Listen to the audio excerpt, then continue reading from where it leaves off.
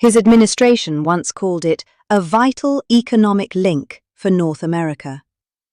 They put out a statement celebrating it as a symbol of partnership.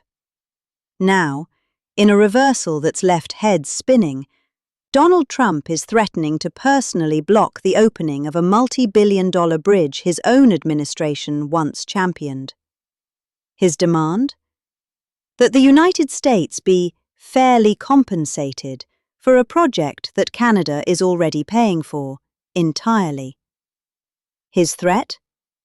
To hold the single most important trade artery in North America hostage, grinding a quarter of all US-Canada commerce to a halt. As the Gordie Howe International Bridge stands nearly completed, the world is watching a high-stakes geopolitical showdown. Canada has drawn a line in the sand.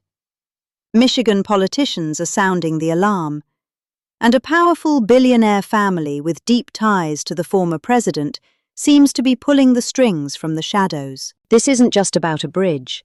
It's about whether international agreements matter. It's about whether a private monopoly can buy political influence to kill a public project.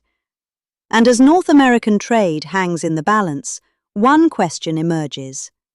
Why is Donald Trump trying to kill a deal he helped build? On February 9, 2026, a social media post lit a fire across North America. In a message on Truth Social, Donald Trump took aim at the bridge connecting Detroit and Windsor. The post was a declaration of war on a project his own administration had previously approved. His demands were clear. First, he wanted full compensation, despite Canada funding the entire project. Second, he demanded at least 50% ownership. Third, he insisted on shared authority over crossings, essentially trying to rewrite a finalized international agreement. This wasn't just a comment, it was a public ultimatum. He threatened to block the bridge's opening before a single truck could cross. Officials in the White House backed the tone, calling the ownership structure unacceptable and hinting at blocking permits or staffing at the US side, moves that could cripple the project. It was framed as America First. But the facts tell a different story. The deal itself goes back to 2012, long before Trump entered politics. Michigan Governor Rick Snyder supported it as a major economic win. Here's the key fact.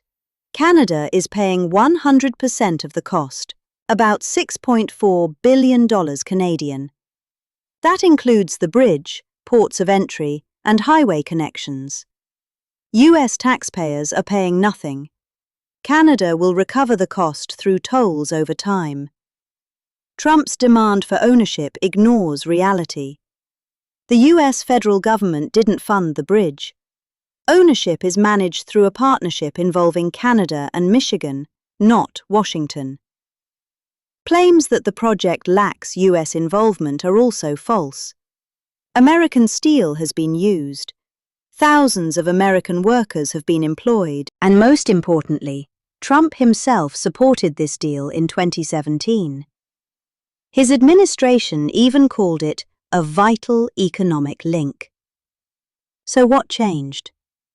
The answer may lie with the Maroon family, who control the privately owned Ambassador Bridge. For decades, they've held a monopoly on this critical trade route. The new bridge threatens that. They fought it with lawsuits, lobbying, and media campaigns, but failed. Recently, reports suggested meetings between Matthew Maroon and Commerce Secretary Howard Lutnick. Soon after, Trump's position flipped, and his arguments began echoing theirs. Now, lawmakers are investigating whether private interests influenced US policy. Meanwhile, Canada's response has been firm. Prime Minister Mark Carney refused to negotiate. He simply restated the facts. Canada paid for the bridge, the deal is fair, and it will not change. No concessions, no renegotiation. Back in the US, especially in Michigan, The backlash has been intense. Leaders warn this could damage the economy. The auto industry fears disruptions, since supply chains depend heavily on the Detroit-Windsor corridor. Any blockage could halt production across the Midwest.